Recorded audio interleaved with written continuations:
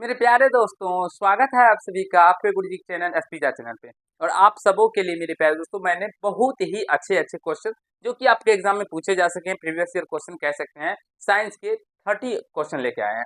और इसमें अगर आप लोग मेरे प्यारे दोस्तों शुरू से अंत तक इस वीडियो को देखते हैं तो विश्वास मानिए मेरे प्यारे दोस्तों, आप लोगों को आपके एग्जाम में बहुत ही ज्यादा बेनिफिट मिलने वाले हैं। क्योंकि जो भी हमने क्वेश्चन लिए हैं दोस्तों, ये क्वेश्चन बार बार रिपीट करके पूछा जाता है दोस्तों। बार बार ये पूछा गया क्वेश्चन है और आप लोगों को पूछा जाता है। तो और ये क्वेश्चन आप लोगों के लिए सीखना भी आवश्यक है दोस्तों। तो जल्दी से, अभी तक नहीं जुड़े हैं तो जुड़ जाइए और शेयर कर दीजिए वीडियो को, क्योंकि इसमें हम लोग साइंस के बहुत ही इंपॉर्टेंट क्वेश्चन सब करने वाले हैं।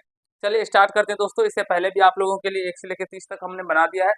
आप इस पार्ट में हम लोग 31 से लेकर 60 तक के जितने भी क्वेश्चन होंगे, इंपॉर्टेंट क्वेश्चन आपके एग्जाम में पूछे जाएंगे, वो ऐसे प्रश्न को करेंगे। और बहुत जल्द मेरे प्यारे मित्रों, हम आप लोगों के लिए चैप्टर वाइज क्वेश्चन भी लेके आने वाले हैं। वैसे तो ये चैप्टर वाइज क्वेश्चन ही है, हम लोग फर्स्ट चैप्टर का ऑब्जेक्टिव को कर रहे हैं दोस्तों। ठीक है, समझने का प्रयास कीजिएगा। प्रकाश का परावर्तन और अपवर्तन चैप्टर से ये संबंधित है। चलिए उसी से रिलेटेड है। कहा गया है जो सघन माध्यम से विरल माध्यम में गमन करने पर आपतन कोण आई, यानी आपतन कोण यहाँ पे आई होगा मेरे पास, तो समझिए कि आपतन कोण को हम लोग आई से डिनोट करते, इसको हटा देते हैं। आपतन कोण आई, ठीक है। और अपवर्तन कोण आर में क्या संबंध होता है मेरे प्यारे दोस्तों, समझने का प्रयास कीजिएगा। ये क्या होगा, मान लीजिए ये सघन माध्यम, ठीक है, यह सघन माध्यम है, सघन माध्यम। और यह क्या है मेरे प्यारे दोस्तों, विरल माध्यम, ठीक है, विरल माध्यम। और ये अभिलंब है मेरे प्यारे दोस्तों, क्या है, अभिलंब है। समझने का प्रयास कीजिएगा। जब प्रकाश की किरण सघन माध्यम से विरल माध्यम में गमन करने पर, जब आप देखिए यहाँ से प्रकाश की किरण आ रहा है सघन माध्यम से मेरे प्यारे दोस्तों, और ये विरल माध्यम की ओर जा रहा है। सघन माध्यम से आ रहा है और किधर जा रहा है मेरे प्यारे दोस्तों, विरल माध्यम की ओर। तो ये अभिलंब से क्या होता है ना, तो दूर हो जाता है, अभिलंब से दूर मुड़ जाता है मेरे प्यारे दोस्तों। तो इस कंडीशन में क्या होता है, अपवर्तन कोण का, सॉरी, आपतन कोण का मान, आपतन कोण क्या होता है, अभिलंब और आपतित कोण के बीच के बनने वाले कोण मेरे प्यारे दोस्तों, ये अभिलंब कोण होता है। ठीक है, अब अभिलंब कोण का जो मान होता है मेरे प्यारे दोस्तों, सॉरी, आपतन कोण का जो मान होगा वो अपवर्तन कोण से, ये हम लोगों का अपवर्तन कोण था, इससे क्या होता है तो छोटा होता है। वही हमें पूछा गया था इसमें। तो देखिए आपतन कोण मेरे प्यारे दोस्तों अपवर्तन कोण से बड़ा होता है, नहीं, ये गलत है। आपतन कोण अपवर्तन के बराबर होता है, नहीं। आपतन कोण मेरे प्यारे दोस्तों, यहाँ पे देखिए अपवर्तन कोण क्या होता है, आपतन कोण से बड़ा होता है। तो this will be right answer, option number C हो जाएगा। आशा करता हूँ आप सभी समझ रहे होंगे। जब प्रकाश की किरण विरल माध्यम से सघन माध्यम में जाता है मेरे प्यारे दोस्तों, अगर ये इस तरह से हो, ये विरल माध्यम हो या ऐसे ही रहने देते, ठीक है, इसी को सघन कहते हैं, सघन, सघन माध्यम, और ये विरल माध्यम। अब मेरे प्यारे दोस्तों सघन माध्यम, विरल माध्यम से प्रकाश की किरण आएगा, सॉरी यार, विरल माध्यम से आएगा तो वो क्या होगा मेरे प्यारे दोस्तों, अभिलंब की ओर मुड़ जाएगा, यानी कि इस तरह से हो जाएगा, अभिलंब की ओर मुड़ जाएगा। देखिए ये हम लोगों का क्या हुआ, अभिलंब हुआ, इसकी तरफ मुड़ा हुआ है मेरे प्यारे दोस्तों, ये अभिलंब की ओर मुड़ जाएगा। आशा करता हूँ समझ रहे होंगे क्वेश्चनों को। कहा गया है चिन्हों के निर्देशांक परिपाटी में धनात्मक फोकस दूरी होती है।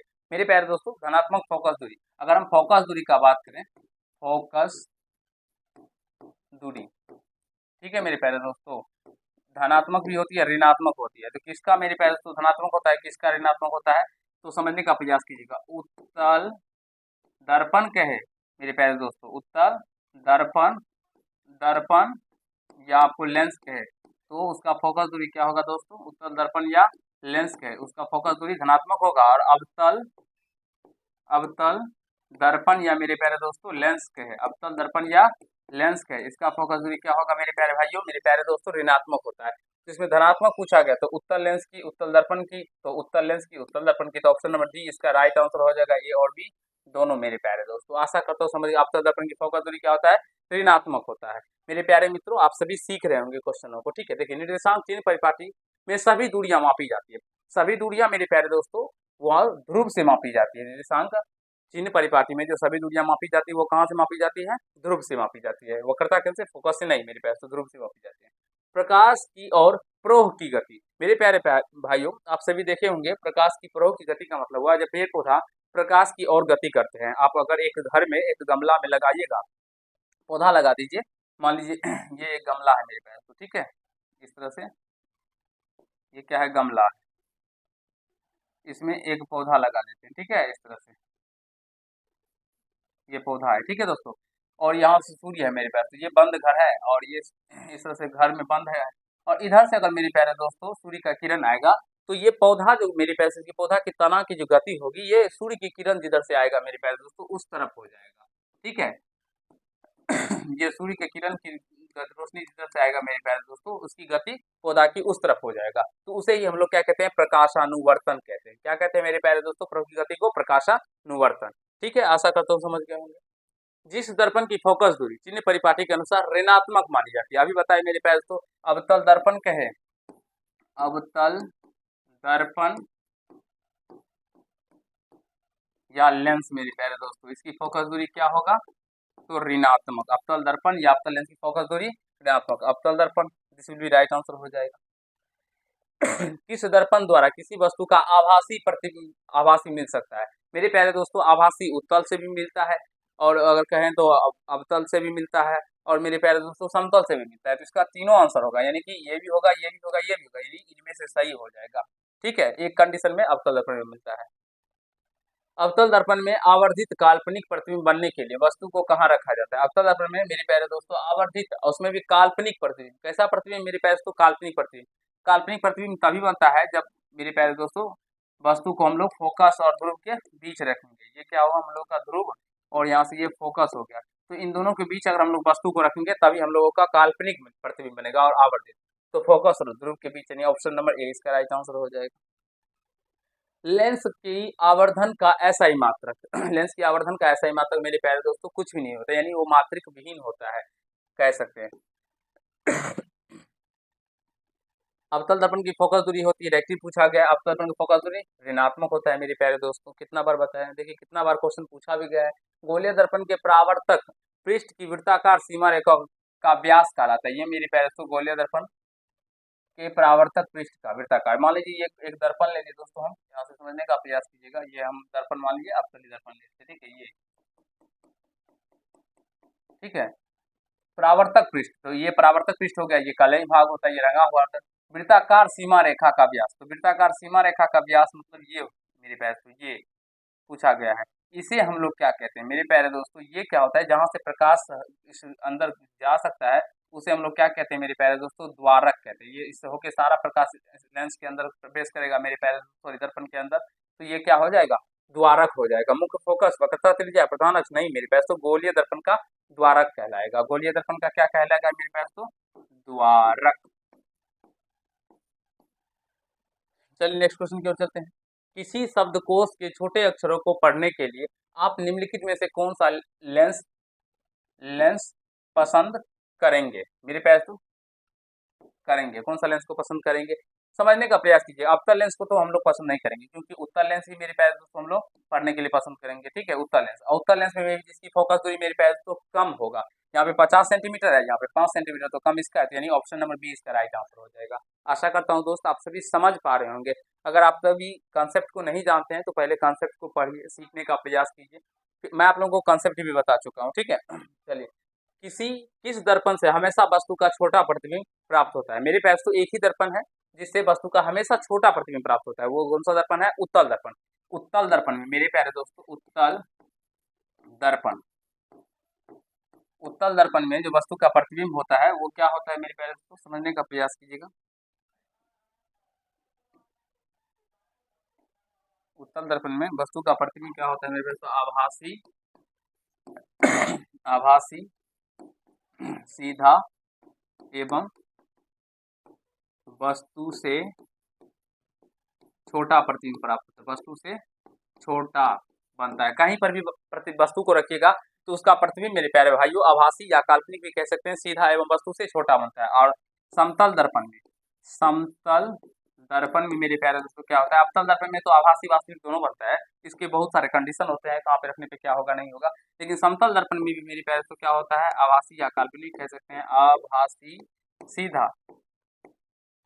लेकिन मेरे प्यारे दोस्तों इसमें क्या होता है, वस्तु के बराबर बनता है, जितना ऊंचाई का वस्तु रहेगा वस्तु के बराबर उतना ही ऊंचाई का प्रतिबिंब बनेगा। लेकिन पार्श्व उल्टा होगा। पार्श्व उल्टा कहने का मतलब, जब आप लोग समतल दर्पण को सामने में रखेंगे और इस तरह से अगर आप मान लीजिए मेरे प्यारे दोस्तों आप लोग राइट अपने ईयर को, कान को, ये कान को आप लोग टच करेंगे दोस्तों, तो वो आपको आपके समतल दर्पण में लगेगा। जो आप लोग क्या करेंगे, बाएं कान को छू रहे हैं, आप वो देख करके देख सकते हैं एक बार, ठीक है। तो इसका क्या आंसर हो जाएगा, इस दर्पण में वस्तु हमेशा छोटा प्रतिबिंब बनता है, तो उत्तल दर्पण में ऑप्शन नंबर 20 का राइट हो जाएगा। चलिए, प्रकाश की चाल या वेग न्यूनतम होता है, कश्मीर मेरे पास तो सबसे कम होता है। तो अगर हम बात करें निर्वात में प्रकाश की चाल मेरे प्यारे दोस्तों 3 गुना 10⁸ मीटर पर सेकेंड होता है, ठीक है। निर्वात में थोड़ा सा कुछ ज्यादा होता है मेरे प्यारे दोस्त, ठीक है, 3 पॉइंट इतना ही होता होगा। जल में प्रकाश की चाल मेरे प्यारे दोस्त क्या होता है, तो जल में 2.25 गुना 10⁸ मीटर पर सेकेंड होता है, ठीक है। वायु में मेरे पास तो इतना ही होता है अप्रोक्स, ठीक है, 3/8 मीटर पर सेकेंड के लगभग होता है, ठीक है, लगभग कहते हैं क्योंकि इससे थोड़ा सा कम होता है, थोड़ा सा क्या होता है मित्रों, कम होता है। तो लगभग का मतलब इसके अप्रोक्स आ गया, ठीक है ना। निर्वात में सबसे, अगर पूछा जाता सबसे चाल अधिक किसमें होता है, तो निर्वात में मारते, ठीक है। और कांच में मेरे प्यारे दोस्तों 2 गुना 10⁸ मीटर पर सेकेंड, तो सबसे कम पूछा गया तो कांच में ही हो जाएगा। आशा करता हूँ आप सभी समझ रहे होंगे दोस्तों। फोटोग्राफी कैमरा का अभिदृश्य होता है मेरे प्यारे दोस्तों, फोटोग्राफी कैमरा कहा जाए, ठीक है, कैमरा, कैमरा या मेरे प्यारे दोस्तों मानव नेत्र, मानव नेत्र, इन दोनों में कौन सा प्रयोग होता है मेरे प्यारे दोस्तों, तो उत्तल लेंस। कौन सा प्रयोग होता है, उत्तल लेंस। मानव नेत्र या कैमरा में कौन सा प्रयोग होता है मेरे प्यारे लेंस, तो उत्तल लेंस। इसमें right answer option number A हो जाएगा। चलिए आगे चलते हैं। किस दर्पण में दूर की वस्तु का प्रतिबिंब सदैव सीधा प्राप्त होता है, अभी बताइए मेरे पास तो एक ही दर्पण ऐसा है जिसमें सीधा प्राप्त हो जाएगा, समतल दर्पण। तो केवल समतल और उत्तल, हाँ सॉरी दोस्तों, अब तक उत्तल में भी क्या होता है ना, तो आभासी सीधा ही प्राप्त होता है। तो इसका सॉरी, इसका क्या होगा आंसर मेरे पास, तो उत्तल भी होगा और केवल समतल भी नहीं, केवल उत्तल केवल समतल नहीं मेरे पास। तो ऑप्शन नंबर क्या होगा इसका, या तो समतल अथवा उत्तल दोनों होगा, ऑप्शन नंबर डी होगा। समतल में भी सीधा प्राप्त होता है और उत्तल में भी प्राप्त होता है। चलिए नेक्स्ट क्वेश्चन की ओर जाते हैं। कौन किसी वस्तु का वास्तविक प्रतिबिंब बना सकता है, मेरे प्यारे दोस्तों अभी हमने समझाया आपको, जो उत्तल दर्पण आप वास्तविक प्रतिबिंब नहीं बनाता है और समतल दर्पण वास्तविक प्रतिबिंब नहीं बनाता, केवल और केवल अवतल। तो अवतल लेंस सॉरी, लेकिन लेंस कहा गया है, तो लेंस क्या होता है मेरे पास, तो अवतल दर्पण, अवतल दर्पण, उत्तल दर्पण, उत्तल दर्पण, समझने का प्रयास कीजिएगा, ये एक दूसरे का काम करता है। अवतल दर्पण मेरे पास तो उत्तल लेंस की तरह कार्य करेगा, अवतल दर्पण की तरह उत्तल लेंस कार्य करेगा, और उत्तल दर्पण का कार्य मेरे पास तो अवतल, अवतल दर्पण सॉरी अवतल लेंस, अवतल लेंस यानी अवतल दर्पण मेरे प्यारे दोस्तों, उत्तल लेंस बोलिए या अवतल दर्पण, दोनों एक ही हुआ, दोनों का कार्य एक ही है मेरे पास तो, ठीक है। लेकिन उत्तल दर्पण जैसा प्रतिबिंब बनता है उसी तरह का प्रतिबिंब अवतल लेंस में भी बनता है। तो यहाँ पे पूछा गया है वास्तविक प्रतिबिंब बना सकता है, तो वास्तविक प्रतिबिंब मेरे पास तो अवतल दर्पण बनाता है, यानी कि उत्तल लेंस बनाएगा, कह सकते हैं उत्तल लेंस। आशा करता हूँ दोस्तों आप सभी बहुत ही अच्छे से समझ रहे होंगे। बहुत सारे बच्चे अवतल लेंस मानते हैं और वो भी गलत हो गया, ठीक है, वो नहीं होगा।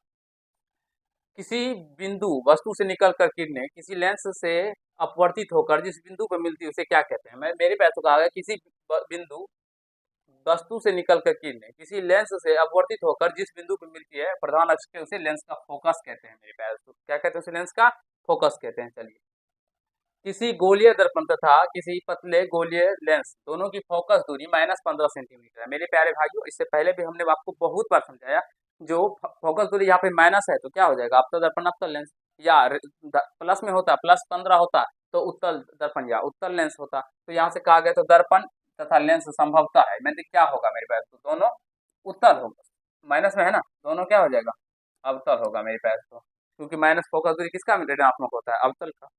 और अवतल दर्पण कहिए या अवतल लेंस कहिए, समझ गए। एक पारदर्शी गोलीय कवच की बाहरी त्रिज्या 20 सेंटीमीटर तथा भीतरी त्रिज्या 19.8 सेंटीमीटर है मेरे प्यारे दोस्तों, ठीक है। गोलीय कवच की बाहरी त्रिज्या 20 सेंटीमीटर तथा भीतरी त्रिज्या 19.8 सेंटीमीटर है, तो त्रिज्या आपतित प्रकाश के लिए कैसा व्यवहार करेगा मेरे प्यारे दोस्तों, आपतित प्रकाश के लिए कैसा व्यवहार करेगा, तो उत्तल लेंस की भांति व्यवहार करेगा। कैसा व्यवहार करेगा? उत्तल लेंस की भांति व्यवहार करेगा। ये समझने का प्रयास कीजिए कि गोले कवच है, इसकी अगर मान लीजिए मेरे पास तो बाहरी त्रिज्या ये कितना है 20 सेंटीमीटर है ना, और ये कितना दिया गया 19 भीतरी त्रिज्या 19.8 सेंटीमीटर। तो ये कैसा व्यवहार करेगा? तो उत्तल लेंस की भांति व्यवहार करेगा। इसके कंसेप्ट है कुछ मेरे प्यारे दोस्तों, वो आपको सीखना होगा, तभी आप लोग इस तरह के प्रश्नों को बना पाएंगे। ठीक है, कहा गया कौन सा लेंस हवा में अभिसारी लेंस भी कहलाता है। मेरे प्यारे दोस्तों इससे पहले भी सिखाए हैं, दर्पण में पूछा जाए। देखिए हम समझाते हैं आपको पूरा अच्छे से। अवतल दर्पण, अवतल दर्पण या मेरे प्यारे दोस्तों उत्तल लेंस, ये दोनों एक ही होता है ना। इसको हम लोग क्या कहेंगे? अभिसारी, अभिसारी। अब दर्पण कहे, अभी दर्पण रहेगा तो अभिसारी दर्पण, लेंस रहेगा तो अभिसारी लेंस। और मेरे प्यारे दोस्तों उत्तल दर्पण, उत्तल दर्पण, इस पेन को चला दीजिए, अवतल स्विच को जो ऐड कर जोड़ दीजिए। अवतल लेंस, अवतल लेंस, अवतल दर्पण अवतल सॉरी उत्तल दर्पण अवतल लेंस की तरह कार्य करता है दोस्तों, मैंने बताया। इसका नामकरण भी क्या हो जाएगा? अपसारी, अपसारी। दर्पण रहेगा तो दर्पण, लेंस रहेगा तो लेंस। कहा गया अभिसारी लेंस, अभिसारी लेंस मेरे पास तो उत्तल लेंस को कहेंगे, तो उत्तल लेंस ऑप्शन नंबर ए इसका राइट आंसर हो जाएगा। जो भी मैं आप लोगों के लिए इस बोर्ड पे लिखता हूं दोस्तों, उसे आप लोग नोट अपने कॉपी में नोट करते चलेगा, क्योंकि बहुत ही इंपॉर्टेंट कंसेप्ट ही हम आपके लिए लिखते हैं, और ये इस तरह के क्वेश्चन बार बार आपको एग्जाम में देखने को मिलते हैं। चलिए नेक्स्ट क्वेश्चन की ओर। लेंस में मुख्य फोकस की संख्या, मेरे पास तो लेंस में मुख्य फोकस की संख्या 2 होती है। ठीक है, आशा करता हूँ एक इधर भी होते हैं एक इधर भी होता है। प्रकाशिक माध्यम कितने प्रकार होते हैं मेरे प्यारे दोस्तों? प्रकाशिक माध्यम, प्रकाशिक माध्यम ये मेरे प्यारे दोस्तों 3 प्रकार के होते हैं। एक पारदर्शी, एक अपारदर्शी, एक मेरे प्यारे भाइयों पारभासी, पारभासी। आशा करता हूँ समझ रहे होंगे आप सभी, और जो मैं लिख रहा हूँ ये आप लोग अपने कॉपी पे भी नोट करते चलेंगे, क्योंकि आपको बहुत ही ये बेनिफिट मिलेगा मेरे प्यारे दोस्तों इससे। वायु में प्रकाश की चाल निर्वात की अपेक्षा, निर्वात से मेरे प्यारे दोस्तों निर्यात लिखा गया, निर्वात होता है, निर्वात, निर्वात की अपेक्षा, निर्वात से मेरे प्यारे तो कम होता है। ठीक है, निर्वात का चाल सबसे अधिक होता है, वायु प्रकाश की चाल निर्वात में सबसे अधिक होती है। तो वायु में प्रकाश की चाल निर्वात की अपेक्षा कम होता है। Option number A this will be right answer. Question को ध्यान से पढ़ के बनाइएगा, नहीं तो थोड़ा सा भी इधर उधर करने से मिस्टेक आपका गलत हो जाएगा दोस्तों। ठीक है, समतल दर्पण की फोकस दूरी होती है, आप बोलेंगे सर आपने तो अवतल दर्पण का बता दिया, समतल दर्पण का बताइए। समतल दर्पण की मेरे प्यारे दोस्तों फोकस दूरी पूछे, फोकस दूरी इसे नोट कर लीजिएगा। ठीक है, और वक्रता केंद्र, वक्रता, वक्रता त्रिज्या क्या हो जाएगा मेरे प्यारे दोस्तों? अनंत होता है। क्या होता है? अनंत। नोट कर लीजिएगा कॉपी में दोस्तों, फोकस दूरी और वक्रता त्रिज्या अनंत। ऑप्शन नंबर ए इसका राइट आंसर हो जाएगा। चलिए नेक्स्ट कॉन्सेप्ट की ओर चलते हैं। इनमें से कौन सा पदार्थ लेंस के लिए प्रयुक्त नहीं किया जा सकता? मेरे पास तो कौन सा नहीं, जल तो हो सकता है, क्योंकि जल से प्रकाश आर पार होते हैं, कांच से भी होते हैं, और ये पीतल से नहीं होते हैं, तो इसलिए right answer option number C हो जाएगा। चलिए आगे चलते हैं। उत्तल लेंस में प्रतिबिंब बनता है, अभी भी आपको समझाए दोस्तों। उत्तल लेंस किसका कार्य करेगा? तो अवतल दर्पण की तरह। और अवतल दर्पण में कैसा प्रतिबिंब बनेगा? वास्तविक भी बनेगा, आभासी भी बनेगा। मैं अवास्तविक तथा आभासी दोनों प्रकार का बनेगा। चलिए आगे चलते हैं। उत्तल दर्पण से बना काल्पनिक प्रतिबिंब होता है। उत्तल दर्पण से मेरे पास उत्तल दर्पण में किस वस्तु का जो प्रतिबिंब बनता है वो क्या होता है? काल्पनिक, काल्पनिक सीधा एवं वस्तु से छोटा। वस्तु से क्या होता है दोस्तों? छोटा। देखिए सीधा एवं आवर्धित नहीं दोस्तों, सीधा आवर्धित का मतलब हुआ मेरे प्यारे भाइयों बड़ा, आवर्धित का मतलब क्या हुआ? बड़ा। उल्टा एवं आवर्धित नहीं, आवर्धित मतलब उल्टा तो बनेगा ही नहीं दर्पण में, समतल अवतल दर्पण उत्तल दर्पण में।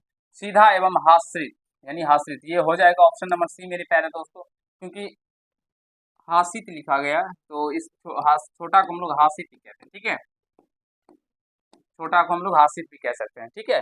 तो सीधा एवं मेरे पास तो क्या होगा, छोटा, यानी ऑप्शन नंबर सी इसका राइट आंसर हो जाएगा।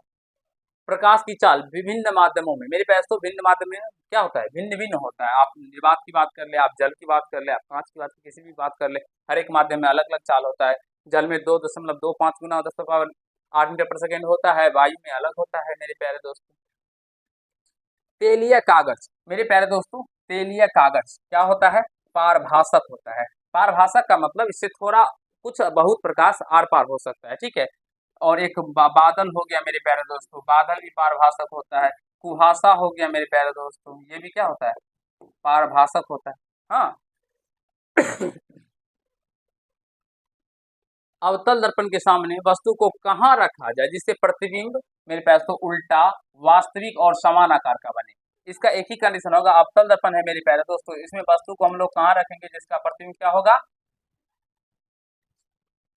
ये फोकस, ये वक्रता केंद्र, और इधर अनंत। मेरे पास तो कहाँ रखेंगे, तो एक ही कंडीशन में इसका प्रतिबिंब अवतल दर्पण में क्या होता है, तो बराबर आता है। कब, जब इसको वक्रता केंद्र पे रखा जाता है तो इसका प्रतिबिंब वास्तविक, उल्टा और वस्तु से क्या आता है, वस्तु के बराबर आता है, वास्तविक, उल्टा और वस्तु के बराबर आता है। यानी कि कहाँ पे रखेंगे, वक्रता केंद्र पे। ऑप्शन नंबर सी इसका राइट आंसर हो जाएगा। आशा करता हूँ मित्रों आप सभी को मैंने जो अभी क्वेश्चन समझाया, आप सभी बहुत ही अच्छे तरीके से सारे क्वेश्चनों को समझ गए होंगे अच्छे तरीके से, कहीं से कोई दिक्कत समस्या आप लोगों को नहीं हुआ होगा। और कैसा लगा आप लोगों को मेरे प्यारे दोस्तों, जरूर ही कमेंट बॉक्स में कमेंट कीजिएगा। ये क्लास आप लोगों के लिए कितना यूजफुल साबित हुआ ये भी बताएं, क्योंकि आपके एग्जाम में इसी तरह के क्वेश्चन आपको देखने को मिलेंगे।